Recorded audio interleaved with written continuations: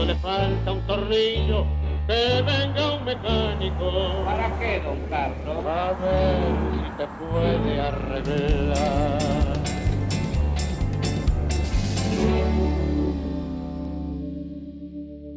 Hola, buenas noches, bienvenidos al Tornillo. Luisito. ¿Cómo estamos? Muy bien. Fantástico. ¿Repercusiones buenas del primer programa? Definí buenas. Favorables. En una familia judía como la mía, nunca es suficiente, siempre hay que esforzarse un poquitito. En cambio, los italianos comemos tallarines con tuco y ya estamos bien. Aunque judío y italiano, primo hermano. ¿Por qué 9.50 y no 10? Se quede, después te cuento. Luisito, estamos ante una campaña electoral donde escuchamos cosas tipo: hay que hacer el ajuste o la consolidación fiscal por shock o por gradualismo. Algunos te dicen, no, es una mezcla. Otros lo ponen en términos tal vez un poquito, más fáciles de interpretar para la ciudadanía. Totalmente. Porque estamos, obviamente, hay que convencer al votante. Hay un común denominador. Si uno pone la fórmula, ¿no?, desde Massa hacia la derecha, Massa, Larreta, Bullrich, Milei, uno diría, coinciden en cuanto el 70% de lo que hay que hacer, y por ahí la diferencia es en el método, en el ritmo. Sí. Digamos, el sentido está, la diferencia, mejor dicho, la dirección está, la diferencia es la velocidad, ¿verdad? Bueno, imagínate, Sergio, que si estuviera a la izquierda, digamos, avanzaría 1 metro y después adoptaría también. Probar. No, bueno, pasó con Felipe González. Y se choca contra la pared, ¿no? La realidad es la realidad y es dura. Exactamente. ¿Cierto? Ahora, lo que me llama la atención es que hay como una dimensión muy economicista en esta campaña. Sí. Hay como una ausencia de temas, no políticos obviamente son todos, pero más institucional. Así y sobre todo una dimensión que me llama la atención porque los candidatos tienen, excepto Milei, experiencia de gestión, digamos, ejecutiva, ¿no? Lo tiene Massa, lo tiene Larreta, lo tiene también Bullrich. Sí.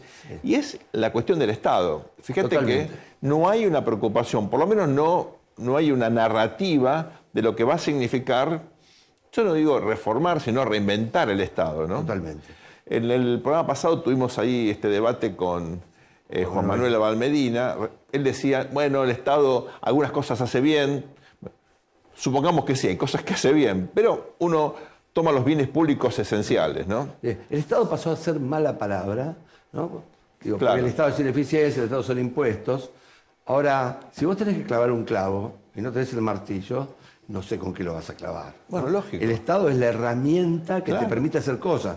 También, ojo, como un martillo, no te podés martillar un dedo o algo más todavía doloroso. ¿Estamos de acuerdo? Hay que tener cuidado, ¿no? El tema es cómo se armó el Estado y en ese sentido, cómo me parece que también es espejo de la sociedad, ¿no? Porque parecía que están escindidos.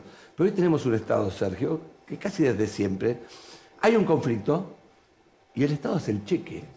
No resuelve el conflicto, no. Lo institucionaliza, ¿no? Lo mete dentro del Estado, lo engulle, como fue el conflicto primigenio entre provincias y Buenos Aires, ¿no? Claro. Entonces digo, me parece que ahí el Estado no tiene capacidad de decisión. Y si no tiene capacidad de decisión, gradualismo es inflación. Y shock es hiperinflación. O sea, la crisis te toma las decisiones.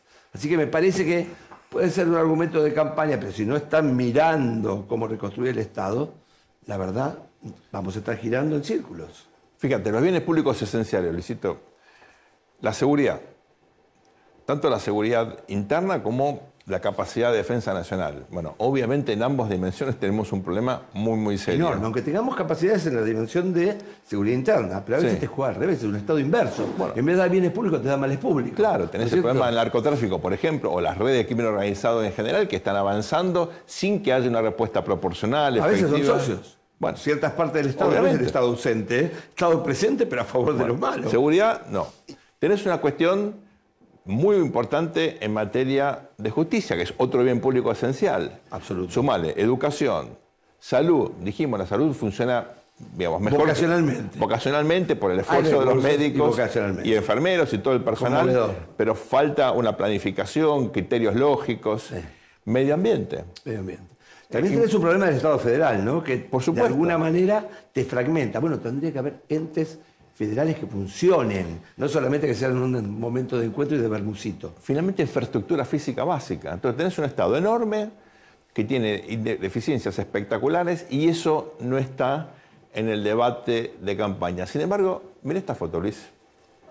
Tenés una situación inédita en la cual, en una provincia como Jujuy, en medio del conflicto, que bueno, público, el conflicto social, hay acá un piquete con un gendarme que debería cuidar el orden público, sacando de la foto a los que cortan efectivamente una ruta nacional. Bueno, un poco es la expresión de lo que te decía, ¿no? El conflicto institucionalizado. ¿Te acordás el dibujito donde el lobo y el perro al final de terminar su trabajo de correrse todo el día? O sea, bueno, hasta mañana. Y marcaban tarjetas y se iban los dos a su casa. Saludos a la familia, ¿no? Es así. Esto es como una especie de trabajo, es un sistema. Ahora, ¿esto qué ha generado? Bueno, finalmente, si vos le haces el cheque a todos, y este no es el cheque más grande, ¿no? Hay cheques a contratistas, ¿no? Hay piqueteros, ahí en esa calle hay piqueteros en el Hotel Duo, ¿no? Digo, finalmente termina en que vos pacificás el conflicto, pero a través de la plata. Tal cual. ¿No? Entonces, déficit fiscal.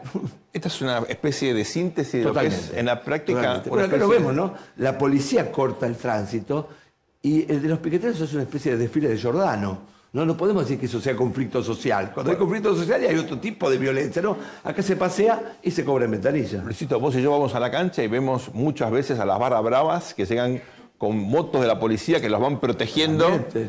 No te vayas a cruzar un semáforo verde. No, si cruzas un semáforo verde es locura. Pues sí, viene el equipo contrario. No, viene la barra brava local. Colectivo naranja. Protegido por... por... Independiente no hacemos. Protegido por una cosa insólita. Insólita.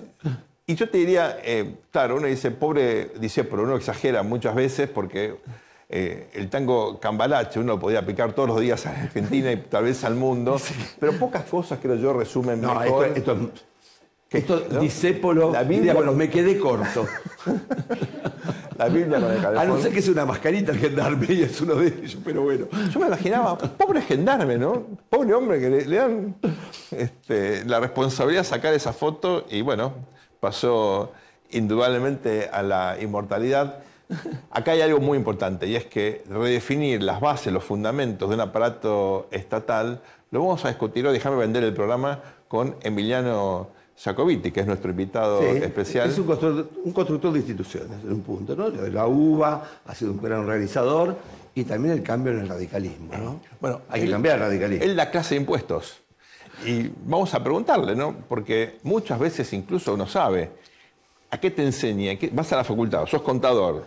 A evadir. Bueno, imagínate que tenés la universidad pública entrenando gente que en definitiva termina limitando la capacidad de extracción. Me parece que está a favor del Estado. No, por lo que he escuchado. Pero bueno, es uno de los temas que... Veremos qué dice.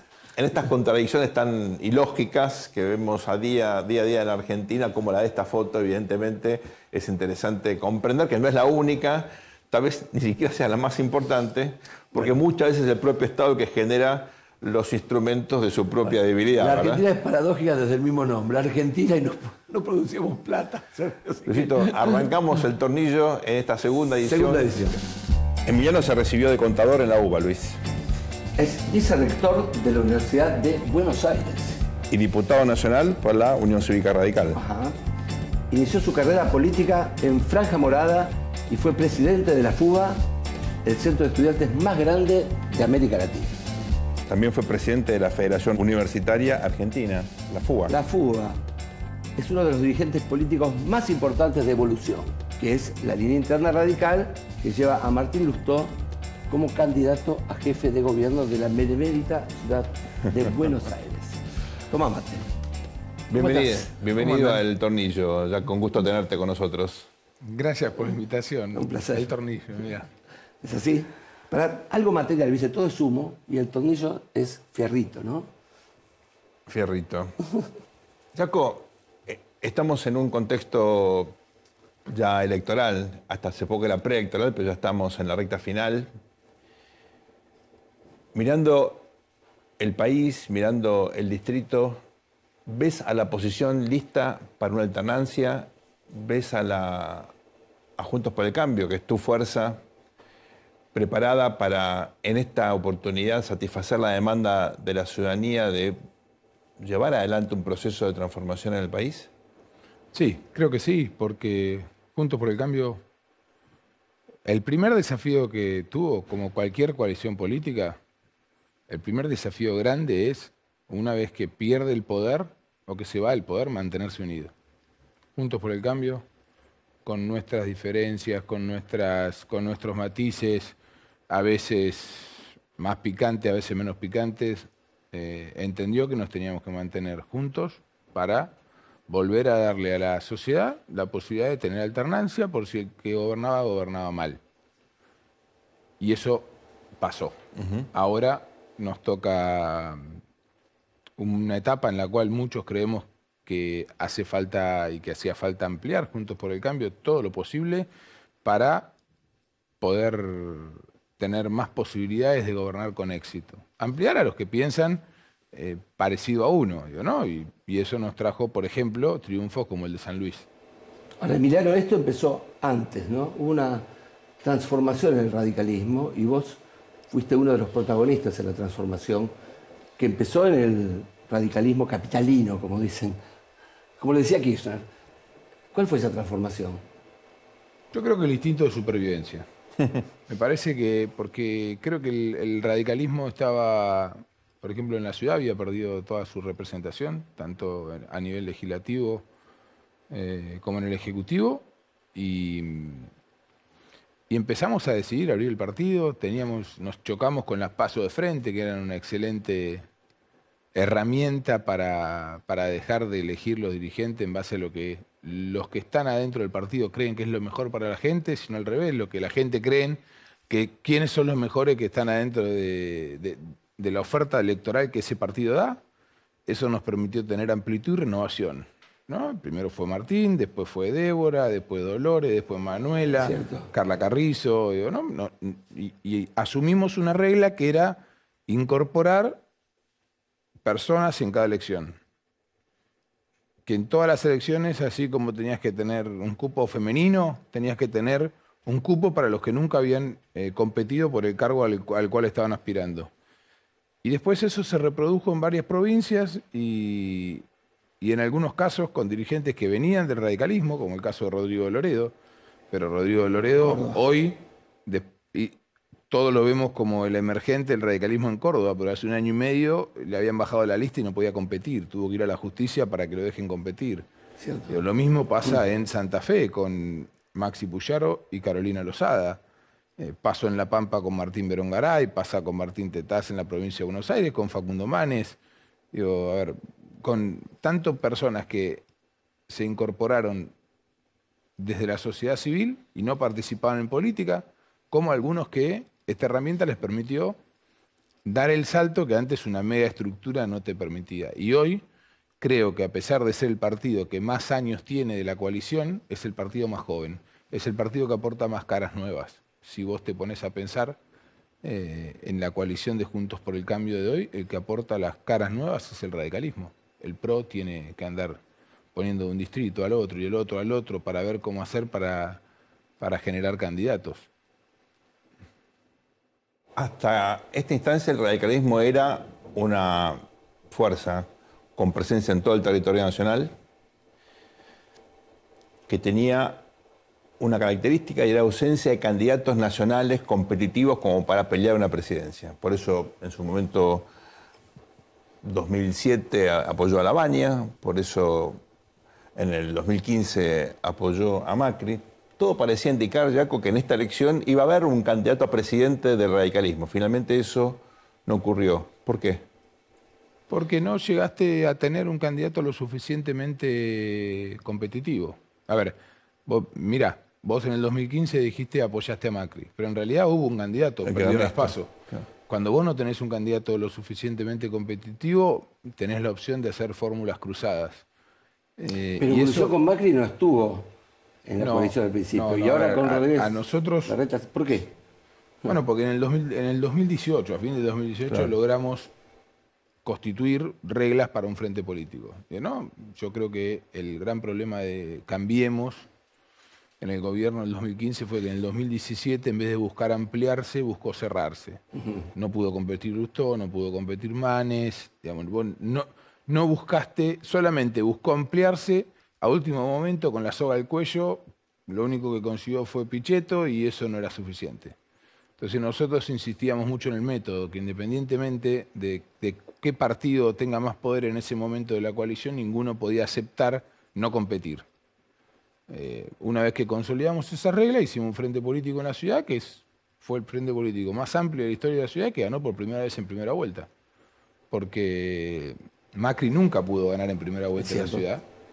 Y Rodríguez Larreta logró hacerlo porque tenía una boleta que tenía a Rodríguez Larreta, a Lustó, a Macri también, pero en ese momento Macri, más que traccionar, digamos, si querés, te tiraba, era algo que te bajaba el 50%, entonces pudimos armar una boleta lo suficientemente amplia que nos permitió ganar.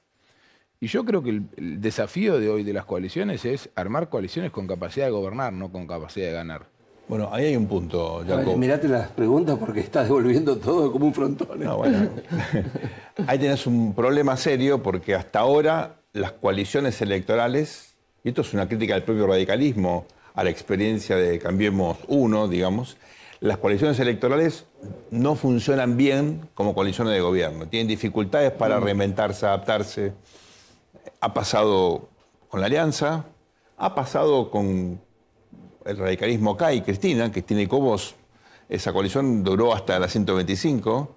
Por supuesto pasó... No, siguió después. Después Bueno, de la 125, el único que renunció fue Lustó, todo el resto se quedaron, ¿eh? Pero Cobos estaba fuera del gobierno, digamos, ya fue el inicio del hiperpresidencialismo acá en toda su expresión, ¿no? Fracasó con Cristina y Alberto. O sea, como coalición de gobierno fue un desastre, ¿no?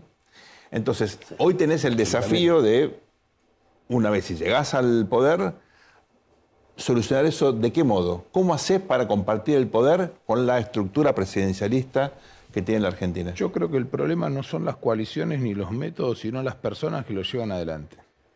A ver, elabora eso. Si vos me preguntas a mí, en Gualeguaychú el radicalismo hizo lo que tenía que hacer. Armar un frente electoral que le garantizara la alternancia a la ciudadanía, que pueda terminar con más de una década de kirchnerismo, de pérdida de oportunidades para la Argentina y de retraso. Ahora, a los que les tocó administrar esa coalición la administraron mal, a mi manera de ver. ¿Por qué? Porque eligieron estar en la comodidad de no discutir con el que tiene más poder que vos, que gobierna. ¿Sí? Y creo que eso es un error. Hoy el radicalismo está representado por personas distintas. Está representado por muchos que vienen de gobernar. Muchos vienen de ser intendentes, muchos tienen... Primero, es un partido que en lugar de ganar una provincia, como había pasado en el 2015, ya vas a tener un partido con vocación en la Ciudad de Buenos Aires, no sabemos qué va a pasar. En Santa Fe, gane Maxi, gane Carolina, cualquiera de los dos tiene chance de gobernar. Lo mismo puede pasar en Chaco, en Mendoza, en Jujuy, en Corrientes. Vos vas a tener una fuerza política pujante, una fuerza política que va a tener capacidad de gobierno y capacidad de gestión. Encima directamente vas a estar integrado en una fórmula. Gane una, gane la otra, va a ser así.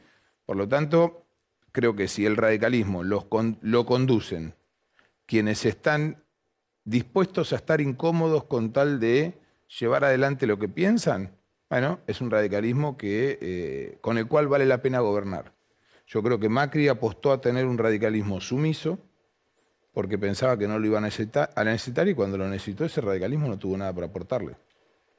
No se renovó, no generó nuevos cuadros, no generó nuevos líderes.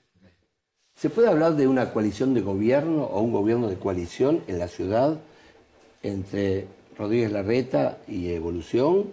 Sí, hoy existe entre el radicalismo de la ciudad, el socialismo, la coalición cívica, Confianza Pública, el GEN y el PRO, existe un gobierno de coalición en la ciudad. De hecho, el radicalismo tiene lugares muy importantes de gestión, como el Ministerio de Desarrollo Económico, el Banco Ciudad, la Secretaría de Ambiente, digamos, otras áreas. Obviamente lo conduce Horacio Rodríguez Larreta, que es del PRO. Pero existe un gobierno de coalición en la ciudad y va a continuar siendo así, gane quien gane. O por lo menos si gana Martín Lustó la ciudad va a seguir siendo gobernada por una coalición política integrada con estos partidos y que en los cargos van a estar los mejores, independientemente del partido que sea. ¿Y si Juntos por el Cambio ganan la Nación, qué va a pasar? ¿Se puede traspolar eso? Bueno, yo creo que, a ver, me parece que de algo hay que aprender. Uno no tiene que partidizar los gobiernos. En cuanto a la elección de los funcionarios, uno tiene que elegir los mejores de cada uno de los partidos que integra la alianza o los mejores si no están en esos partidos. Vos tenés la obligación de gestionar bien. Después, la coalición de gobierno le va a dar la orientación hacia donde quiere ir. Y creo que eso tiene que pasar en la ciudad. ¿Qué va a pasar en la ciudad cuando gane Juntos por el Cambio? Va a pasar en la provincia cuando gane Juntos por el Cambio. Y espero que pase en la nación. Chaco, hasta ahora hablamos nada más que de política. Pero vos venís de económicas, sos parte de un partido que tuvo dos experiencias muy traumáticas en materia económica, el final del gobierno de Alfonsín con la hiper y el final del gobierno de la Rúa con la crisis de la convertibilidad. Y en este contexto lo que uno esperaba era que la oposición, no solamente el radicalismo, también el PRO, en el conjunto de Juntos por el Cambio, le propusiera a la sociedad argentina una visión económica alternativa, distinta, creíble. Hasta ahora, lo digo como analista y medio obsesivo de las propuestas discursivas, uno no la ve, por lo menos de forma contundente. En el medio aparecen cosas como esta. Un banco central que cae, tal vez fue un error no buscado, pero que cae en una especie de tautología o perogrullada como esta. Con algo tan sensible como la inflación te dicen, y sí, tiene que ver con el aumento de precios. Parece mentira, pero digamos, estamos en un contexto, uno lo puede tomar, la verdad... Vos tenés fiebre cuando te aumenta la temperatura, ¿no? Uno lo puede tomar medio en chiste, pero es muy grave, ¿no? La Argentina tiene un problema enorme de inflación y faltan como todavía propuestas en serio como para decir a la sociedad, miren, vamos a converger con lo que hace el resto del mundo a tener inflación de un dígito. Vamos a ver si es un dígito bajo, un dígito más alto. ¿Por qué? Explícame por qué pasa eso. Porque Argentina no tiene un problema económico, tiene un problema político. Si vos te pones a pensar, todos los espacios políticos van a tener economistas que estudiaron en las mismas universidades, en los mismos lugares del mundo. Sin embargo, Argentina tiene un problema político. A ver, Argentina tiene que tomar una decisión de terminar con los privilegios. Tiene que tomar una decisión de tener un Estado eficiente, un Estado justo. No importa si más grande o más chico, justo. ¿Sí? Y eso, y para tomar esas decisiones que tienen que ver con, voy a decir varias de las que enumera Martín, tiene que ver con, por ejemplo, hacer algo con el sistema de multas laborales, reformar los convenios laborales para que en la Argentina no sea difícil, la forma de cuidar el empleo no sea atentando contra el que da empleo, entonces el único empleador que te queda es el Estado. Digamos, eso atenta contra la productividad del Estado, después el Estado lo lleva adentro cada uno de los productos que nosotros exportamos. La única forma que tenemos de hacernos competitivos es devaluando. Cada vez que devaluamos tenemos más pobres. Digo, la Argentina lo que tiene que hacer es sentarse en la política y tomar decisiones de que así no se puede seguir. Que no se puede seguir incorporando gente al Estado para que no trabaje, que no se puede seguir aumentando los impuestos para los que producen, que no podés seguir teniendo regímenes jubilatorios de privilegio, que vos no podés tener empresas estatales que tengan convenios laborales que sean más beneficiosos que la empresa con la cual compiten. Digo, ¿por qué? Digo, porque, en una Argentina donde el 60%, si no contamos los planes sociales, el 60% de los argentinos vive bajo la línea de la pobreza. ¿Por qué nosotros vamos a seguir manteniendo privilegios? Digo, la Argentina tiene que tomar decisiones en cuanto al sistema de salud, tiene que tomar decisiones de fondo en cuanto a qué se puede hacer y qué no se puede hacer en cada una de las provincias. En la práctica, dame un ejemplo de qué significa luchar contra esos privilegios. Por ejemplo, terminar con la jubilación de privilegio. Otro ejemplo. Pero es un derecho adquirido, va a ser la justicia y... Bueno, terminás de acá para adelante. Terminás de acá para adelante. Tenés que generar un consenso político que te defina que gobierno que pase, eso se terminó. Otro ejemplo, por ejemplo, en el Estado. Digamos, Martín da el ejemplo del Senado. Cada vez que va al Senado hay uno que le abre la puerta, otro que se la cierra, otro que va, otro que viene. Bueno, no nos podemos poner de acuerdo en dejar de reemplazar uno cada 5 de los que se jubilan en el Estado entre todos los partidos políticos. Sí, ni que hablar de los contratistas, ¿no? No, sí, obvio que sí.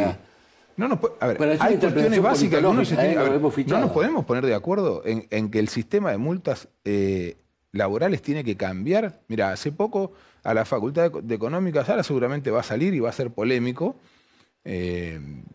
así como en su momento el gobierno consultó sobre si afectaba o no a los jubilados el acuerdo con el canje este que estaban haciendo. Claro, consultó a la UBA. Sí, nos consultan a la universidad sobre el índice que pone una cámara laboral para las contingencias laborales. Muchísimo más alto que el índice por inflación. Y vos decís, ¿pero por qué? ¿Por qué en la Argentina hay gente que puede producir más, pero te dicen, no, yo no puedo producir más? ¿Por qué? Porque no puedo tomar la contingencia de tomar más empleados. Y a ver, porque todos queremos defender el derecho de los trabajadores. Ahora, para defender el derecho de los trabajadores, lo primero que tienen que hacer es defender el derecho de los que también dan trabajo. ¿No? Pues si no, la única máquina que da trabajo es el Estado y en algún momento eso se termina. ¿Y en qué se traduce? ¿No? En inflación. Y la inflación es el ajuste más injusto de todos. Es la inflación. Porque la pagan los más pobres. Totalmente, así es. Totalmente. Ahora es interesante, ¿no? Porque la inflación es un producto de un Estado débil que no puede decirle que no a los intereses sociales. En esta cosmovisión. Tenemos un Estado, ¿no? Amplio, extenso, de alguna manera difuso, pero que no se puede colocar frente, ¿no es cierto?, a esto que es el manoteo, o simplemente costumbres, ¿no?, que hacen al derroche, finalmente al déficit, finalmente a emitir, finalmente a tomar deuda, ¿no es cierto? Falta esa configuración que vos insististe tanto en términos de gestión, pero también es política, ¿no? Es plantearse con una coalición y decir, hasta acá llegamos. ¿Vos creés, Jaco, que la política argentina está madura como para dar ese paso y decir a la sociedad argentina, vamos a bajar la inflación, empezamos unilateralmente nosotros a dejar de tener estos privilegios y vamos a exigir qué cosa al sector privado? No, pero a ver, también el sector privado tiene que dejar de tener privilegios. Hay sectores que tienen excepciones impositivas que no tienen por qué tenerlas. Que en una Argentina con el 60% de pobres, como decíamos decir, el pobres netos, no se justifican ese tipo de exenciones. A ver, la evasión. Bueno, está bien. Yo tengo que generar una presión impositiva, leyes laborales normales y controlar la evasión en la Argentina. La Argentina, no mínimo, tiene una economía del 50% en negro. ¿Sí? ¿Y claro, eso qué implica? Que el 50% de la gente no pague los impuestos que tendría que pasar. Pero mucha de esa gente no tiene empleabilidad y se esfuerza para sobrevivir. Sí, pero la gran mayoría de los que evaden no son los que menos tienen. No es el que hace una changa y la hace en negro. Eso no son la mayoría. El lado luminoso la mayoría de los que evaden. Muchas veces están juntos. Y lo primero que yo creo que lo primero que tenemos que ponernos de acuerdo es en hacer un diagnóstico claro de cuáles son, como te decía recién, en materia laboral, en materia de planes sociales. Bueno, tenemos que dejarnos de joder con esto de que las altas y las bajas no las da el Estado. ¿Cómo que yo te doy un subsidio? La alta y la baja no la da el Estado. ¿Dónde la viste? ¿En qué país del mundo? Eso es un paraestado. Entonces vos tenés un señor que te dice si te va a dar la alta o no y si te da el reemplazo. Bueno, no. Las obligaciones que vos tenés que tener a cambio de tener un beneficio social las tiene que controlar, auditar el Estado y en base a eso tu beneficio continúa o no continúa. Si no, lo que vos tenés es una política que es para un tiempo determinado que se te torna para siempre. Y tenés generaciones que desde que nacieron vieron a toda su familia vivir de eso. Bueno, eso no va más.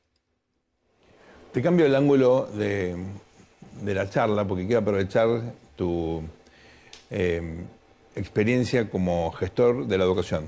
Porque sos vicerrector de la UBA, aclaro, es mi alma mater, yo fui a Nacional de Buenos Aires, fui a Filo, digamos, tengo una identificación, yo no hubiera estado acá, no hubiera llegado a nada en la vida sin la UBA, con lo cual mi gratitud es infinita, ¿no? Y estoy convencido que todos los que pasamos por la universidad tenemos el mismo sentimiento de agradecimiento. Dicho esto, conozco muchos casos de chicos que tienen una frustración en su entrada a la universidad porque es como un ambiente muy hostil. No hay como una situación de digamos, generar un entorno más o menos lógico, agradable, ordenado, para que los chicos puedan ir a la transición de la secundaria a la universidad. Al mismo tiempo, la UBA tiene una competencia que nunca tuvo. Yo creo que eso es bueno, porque siempre la competencia es positiva, pero han surgido universidades públicas y privadas que disputan, ¿no?, en términos de generación de propuestas, y realmente son espacios distintos. Insisto, yo creo que eso no es negativo, pero es un dato de la realidad. ¿Cómo te parás vos en este rol que tenés tan importante, esta responsabilidad ante una sociedad que sigue demandando capital humano, que obviamente tiene todavía el sueño de la movilidad social ascendente, aunque cada día esto es menos lamentablemente posible en la Argentina? Ojalá que esto se revierta. ¿Qué papel le ves a la UBA de acá en adelante? Mirá, creo que el sistema universitario público argentino es de las pocas cosas que el Estado todavía puede decir que administra bien, que es competitivo en el mundo, que es competitivo a nivel local y regional, que cada vez regional, y que la gente lo sigue eligiendo. Vos hoy tenés en la UBA récord de inscriptos, 370.000 alumnos. Impresionante. Tenés un ciclo básico. Ciudad grande. Es una provincia de conocimiento, porque después tenés, esos son alumnos de grado. Después tenés los docentes, tenés los no docentes y todos los alumnos de posgrado. ¿Sí? A ver, creo que nosotros no tomamos conciencia, así como decís vos, de lo que significa y del rol que tiene la educación en la recuperación de la Argentina. Bueno, nosotros cuando llegamos yo soy profesor, di clase de impuestos, ahora de sistema contable di clase de impuestos en la facultad. Cuando dábamos clase con Gastón Ricardo, siempre veíamos las deducciones impositivas y veíamos, vos podés deducir la obra social, podés deducir esto. Y siempre decíamos, ¿cómo no podés deducir la educación? Lógico. Que es la principal inversión. Seguro. Bueno, vos mirá, ahora nosotros logramos cambiar eso. Cambiar que vos puedas deducir parte de lo que gastás. Una canasta que la gasta sí o sí. El que va a lo público. Eso es ley. Una ley que sacamos hace poco, que tanto el que va a la escuela pública como el que va a la escuela privada necesita una serie de gastos. Bueno, esos gastos mínimos que necesitas vos los podés deducir de tus impuestos. Pero cambiaste la matriz impositiva. ¿Qué hay que hacer? Presentás una declaración jurada, entras en el formulario de la AFIP. Pero por primera vez en la matriz impositiva de la Argentina consideraste la educación como una inversión. Claro. Si vos me preguntás a mí cómo se resuelve la Argentina, no tengo duda que con más y mejor educación.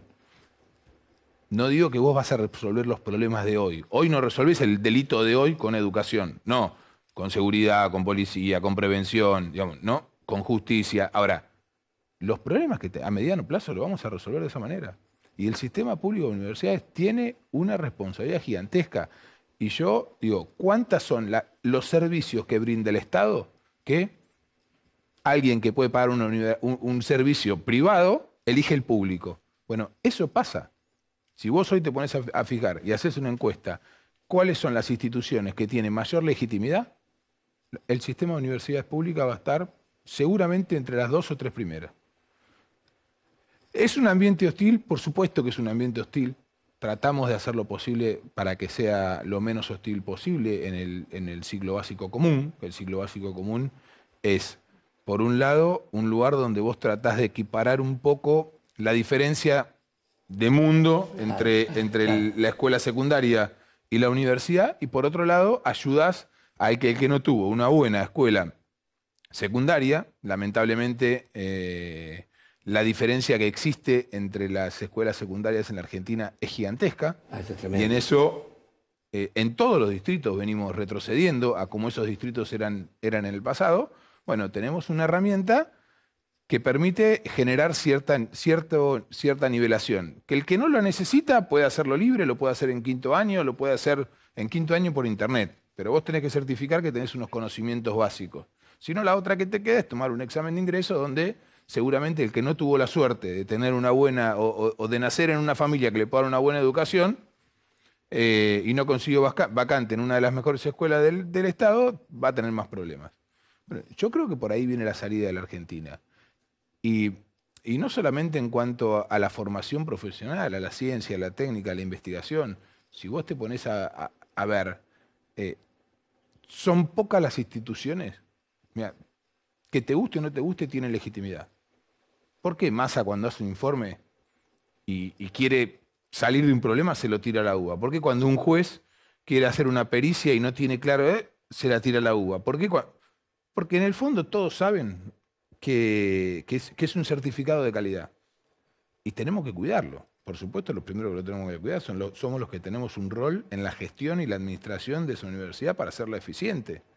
Pero también tenemos que defenderlo de teorías que plantean, como ahora se volvieron a plantear, cosas que ya estaban saldadas, desde el arancelamiento, desde que la mitad de los estudiantes son extranjeros en el sistema de universidades, que son todas falacias, que esconden un concepto de que uno cree que la educación pública es algo donde uno, si tiene mala suerte, cae, como lo dijo Macri. Tuvo la mala suerte de caer en la escuela pública. Bueno, no. Hay muchos que creemos que es otra cosa. Que el principal formador de una sociedad y la principal responsabilidad del Estado tiene que ser esta. En el estudio que hicimos para aprobar el impuesto, mostrábamos que cada sujeto que pasa por la universidad, aunque no la termine, es un sujeto que después es un mejor ciudadano. No solamente por el conocimiento, sino también por su capacidad contributiva. Porque todo el mundo dice, ¿pero por qué yo tengo que gastar en alguien que llega hasta cuarto año de una carrera? Por ahí porque alguien que llegó a cuarto año, más allá de que ahora está haciendo un esfuerzo muy grande para que las carreras sean más cortas, porque el tipo que fue hasta cuarto año, se capacitó a cuarto año y por ahí empezó a laburar en una empresa y no terminó, y no tiene un título habilitante que le da una firma, su hora hombre vale mucho más, tributa mucho más que si no hubiese ido a la universidad. Ahora, Emiliano, hay un tema, ¿no? Era un dato evidente, hasta para un marciano, que no podía haber 50% del alumnado de la Universidad de Buenos Aires extranjero. Es como que estás buscando y esperando, ¿no es cierto?, que hay una tendencia psicológica a buscar el peor caso, ¿no es cierto?, para atentar contra la universidad pública. A ver, Patricia Bullrich, López Murphy, gobierno de la Alianza, no hace falta mucho. El único que cree que Patricia Bullrich no es parte de la casta es Milei, que se la olvida en el Twitter, a él y a Macri. Pero todos sabemos por qué. O sea, un placer tenerte con nosotros acá en El Tornillo. ¿Puedo hacer la última pregunta metafísica? Sí. Jorge Mácrica, ¿está fuerte de papeles o está débil de papeles para presentarse? Débil. No tengas duda. Si Adrián Pérez no pudo, bueno, él se llama Macri, capaz que eso lo ayuda. Bueno, veremos. Gracias, Jaco. Un gusto. Gracias a ustedes, y quedo a disposición para cuando quieran. Volvemos luego a esta muy breve pausa aquí en El Tornillo. No se vayan. Al mundo le falta un tornillo, que venga un mecánico.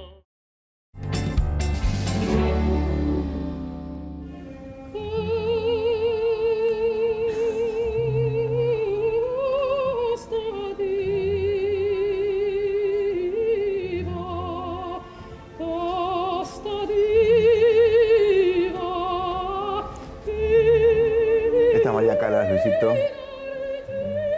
en la ópera Norma de Vincenzo Bellini. Por supuesto, esto es muy conocido, Casta Diva. Recuperamos un poco el concepto de casta. Ajá. Para inaugurar esta nueva sección del programa. O sea, las castas son las damas que no tienen relaciones sexuales. Y la casta serán las que no tienen relaciones sexuales con los otros que están fuera de la casta. La casta tiene un sentido de, obviamente... Exclusividad. Recordá Mosca, ¿no? Michels, la idea de, obviamente, una clase política, ¿no? Una profesionalización de un trabajo que, bueno, la democracia requiere especialización. ¿Bueno o malo, entonces? Una cosa es casta, otra cosa es clase política, pero sin embargo son lo mismo. Es lo que es. Yo creo que tiene cosas buenas, claro, cosas malas. ¿Quién no quiere un profesional cuando lo tiene que operar, no? Por ejemplo. Ahora, nosotros en este programa hablamos de, por supuesto, de conceptos, de ideas, tratamos de, obviamente, desarrollar, desplegar análisis político, Luis, pero la política tiene otra dimensión que uno diría es el día a día, el chisme, la cosa chiquita. Fundamental es el color, ¿no? Para comprender. El lado oscuro de la luna. Sí, a veces es oscura. ¿Te acuerdas la metáfora de Ortega? Ortega y Gasset decía siempre que la política es la arquitectura completa, ¿no? Del edificio. Totalmente. Gasset estaba de acuerdo también. Ortega lo decía y Gasset. Incluyendo las cloacas, ¿no? Es todo el edificio. Totalmente. Bueno, vamos a hablar un Alberto poco Fernández de ha sido una especie de proctólogo del Estado, pero eso es otro para otro programa. Algo de eso hubo. Luis, esta semana tuvimos algunos acontecimientos realmente interesante desde el punto de vista de la, digamos, de esta dimensión de la política que son los chismes, ¿no? Algunas peleas que rápidamente se fueron como solucionando, escenas de peronismo explícito, ¿no? Este pragmatismo extremo del peronismo con así amnistías generalizadas, ¿no? Tratando de construir esta idea de unidad. ¿Te parece que esto de la unidad y la gestión son pilares narrativos estructurados en función, digamos, de una idea de campaña que pueden ayudar a la fórmula Massa-Rossi a encarar este proceso? Mira, la unidad es casi, te diría, consustancial al peronismo, ¿no? El peronismo es un sinónimo de conducción, ¿no? Es un fenómeno que surge, me parece, como me corregirás, en el Estado, ¿no? Las otras fuerzas surgen desde la sociedad civil, ¿no? Digo, unión cívica. Y el peronismo surge a través de un coronel, ¿no? En un golpe, ¿no? Y me parece que eso ha marcado por definición. El problema es cuando no tiene conducción, como pasó en estos últimos tiempos, ¿no? Así que si en una campaña vos presentás de vuelta a la conducción, es un buen argumento para el peronismo. El tema es que después eso se traslada a la gestión, ¿no? Porque parecía, viste, que Alberto Fernández iba a ser el gran conductor y que Cristina Fernández iba a estar en Cuba cuidando a sus nietos. Bueno, no pasó.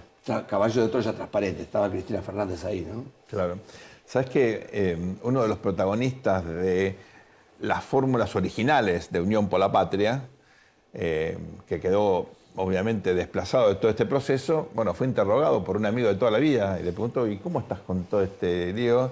Y el tipo dice, y abolladito. Abolladito. Me encantó el término. Vos fíjate, ¿no? Que Unión por la Patria, en realidad, en la primer palabra, es un tanto, digamos, incómoda para el peronismo, ¿no? Porque quien enfrentó al peronismo fue la Unión Democrática, ¿no?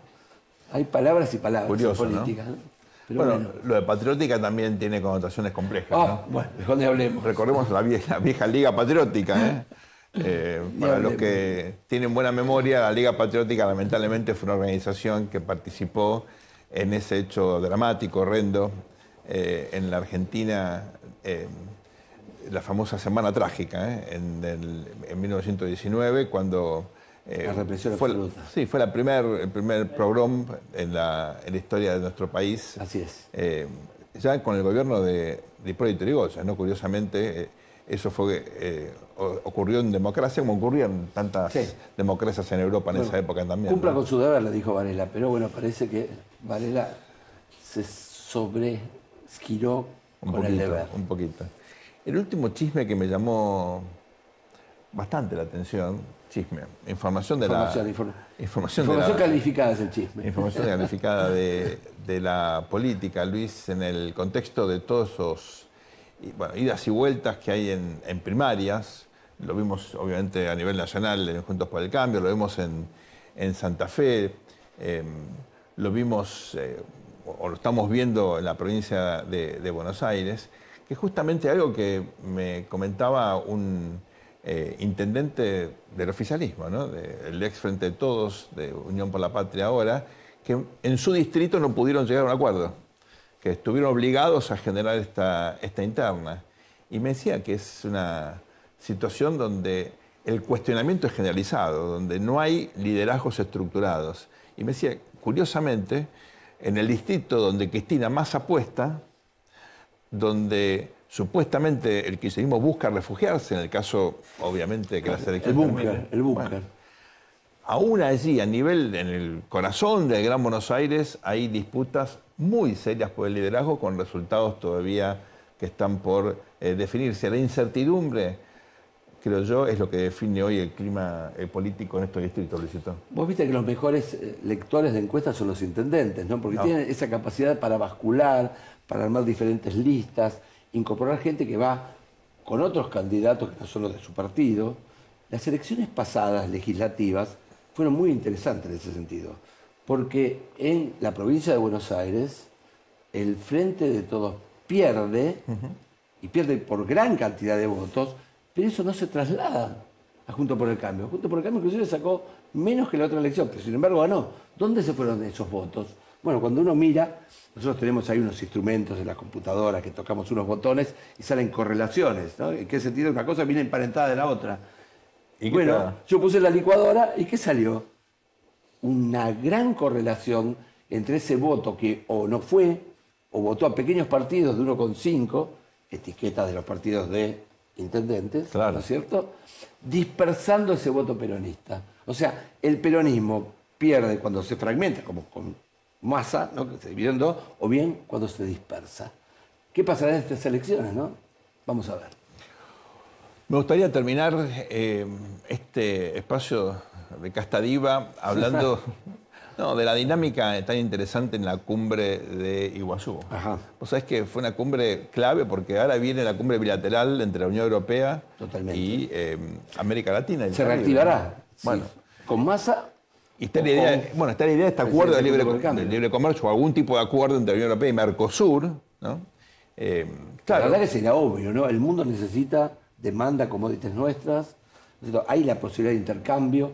Ideológicamente, por alguna razón, este gobierno no avanzó, pero estaba el acuerdo, ¿no es cierto?, muy finiquitado.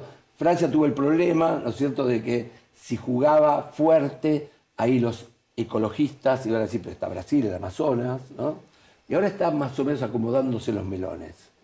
Vos sabés que hay dos países en la región que están buscando que esto efectivamente se concrete, que son Uruguay y Paraguay, y hay dos países con tradición más proteccionista, claro, Argentina y Brasil, que tienen naturalmente otras restricciones internas para cerrar este acuerdo. Ahora, lo interesante es que Brasil es un país cada día más primarizado, es decir, se fue de alguna manera por el éxito de la industria, sobre todo de las oleaginosas, también la carne y demás, se fue convirtiendo en la energía en un país donde la industria es cada vez más chiquita en términos relativos al tamaño de la economía primaria, ¿no? Bueno, por eso asumió el presidente anterior, ¿no? Claro. Porque Lula representaba a San Pablo y el presidente anterior representaba a los ganaderos y a los episcopales, ¿no?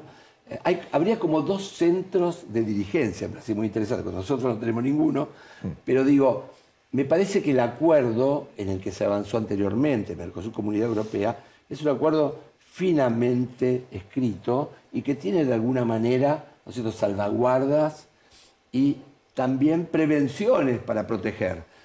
Uruguay y Paraguay, claro, no tienen nada que proteger en un punto, ¿no? Van con una mochila muy livianita. Así que habría que hacer también como una especie de combinación y negociación dentro del Mercosur. A veces el problema es que no hay reglas tan claras porque Brasil, finalmente, ¿no es cierto?, es la potencia dominante. Lo siento, nos quedamos sin programa. No me digas. Se nos fue ya la hora aquí en el tornillo. Tiempo tirano. Me quedo con dos conceptos de la entrevista que le hicimos a Jaco.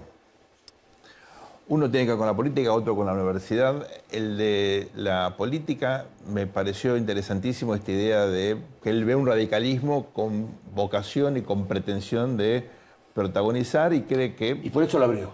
Bueno, no es poco, ¿no? ¿No? Porque antes el radicalismo sobrevivió por cerrarse de alguna manera en sí misma, ¿no? Con una dirigencia nacional como fuera de los 80. Claro. Pero que no podía, digamos, competir electoralmente por el fracaso del 89. Y ahora estaría abriéndose. Bueno, a las pruebas me remito, ¿no? Hay mucha gente, bueno, obviamente, la figura estelar, Martín Lustó. Muertos que vos matáis y gozan de buena salud, dirían algunos, porque muchos daban por muerto el radicalismo y fíjate cómo está mostrando... Era una especie protegida y fíjate ahora, ¿no? Y queda el otro punto que quería marcar aquí con respecto a la educación. La educación siempre es pública, se hace de gestión privada o estatal. Totalmente. La educación es un bien público. Es un punto muy importante. Que yo quiero enfatizar, pero digamos la idea que él enfatizó, ¿no? Que el futuro de la Argentina en definitiva depende de la educación, no el futuro de corto plazo, no los problemas que tenemos hoy, sino el horizonte, ¿no?, de mediano y largo plazo. En la campaña ustedes van a escuchar seguramente muchos políticos proponer y pensar en así cosas inmediatas, si es con shock o gradualismo, como discutimos en la editorial. Los temas importantes se solucionan siempre con una visión estratégica y no tenemos dudas aquí que la educación en eso tiene un rol fundamental. Luisito, vas a estar el próximo domingo. Primaria y secundaria, ¿no? Indudablemente. Vas a estar el próximo domingo. Gracias por acompañarnos. Esto ha sido El Tornillo aquí en el canal de la ciudad. Al mundo le falta un tornillo, que venga un mecánico.